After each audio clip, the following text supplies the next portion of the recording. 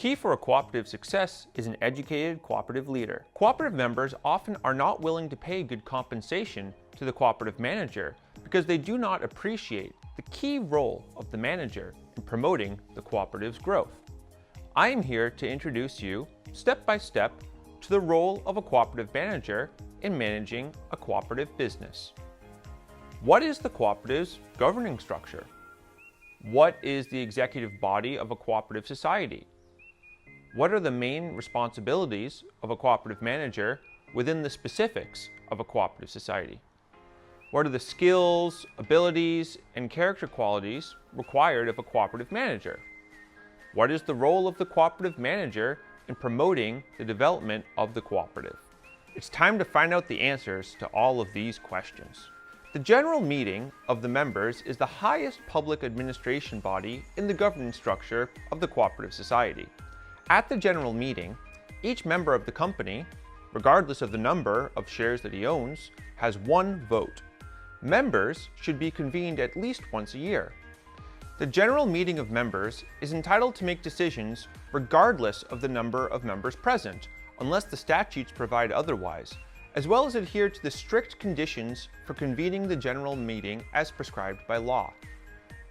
Key competences of the general meeting of members are election and recall of members of the council, determination of remuneration for members of the board, approval of the annual report, distribution of profit for the previous business year or determination of the procedure for covering losses, decision on the termination, continuation, or reorganization of the company, amendments to the statutes of the cooperative, election and removal of the members of the board unless otherwise provided in the statutes of the cooperative, determination of the remuneration of the members of the board unless otherwise provided in the statutes of the cooperative.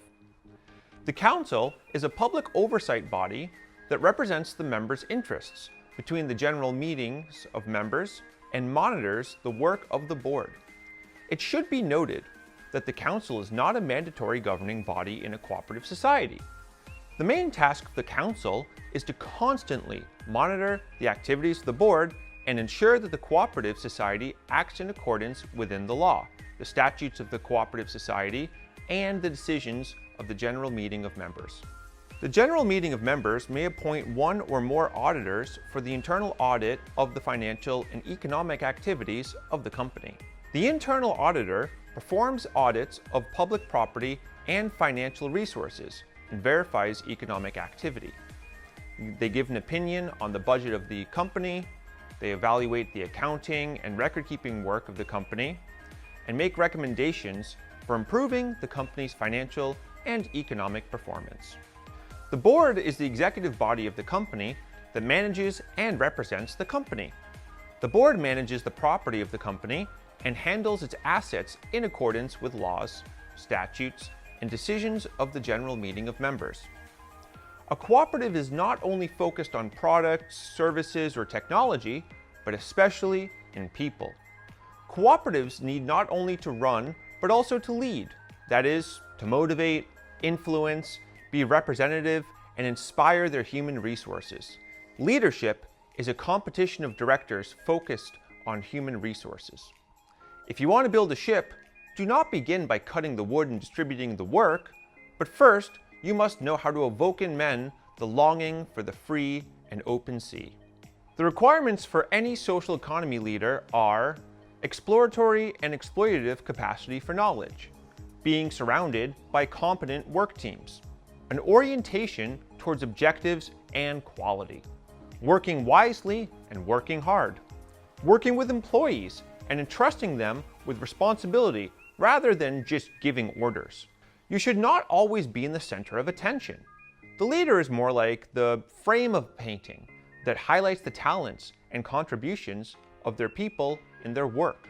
You don't always have to know all the answers to all the questions. Ask employees their suggestions for solving the situation. Leadership is communication. Hear your people. What is the role of the cooperative manager in promoting the development of the cooperative? Common features present in excellent companies are a strategic dimension. The strategy must be defined by the direction marked by three basic features: the customer orientation, a clear commitment to quality and stimulating innovation. This is summarized in the search for customer satisfaction through quality and continuous improvement of this through a continuous innovation. Internal management. In this sense, companies are facing great people, seen as the main asset of the company, before a clear outline of shared values. Leadership. It is necessary to make sure that government bodies possess the ability to lead the strategic dimension and the cultural one defined above. The leadership of excellent enterprises is achieved within the organization to create a sense of permanence and commitment to the company. In conclusion, in a cooperative society, the highest decision-making body is the general meeting of members. In the cooperative society, the executive body is the board. When planning a management structure, members of a cooperative society can also form a representative meeting, a council, and an auditor, but they may not be mandatory under national law.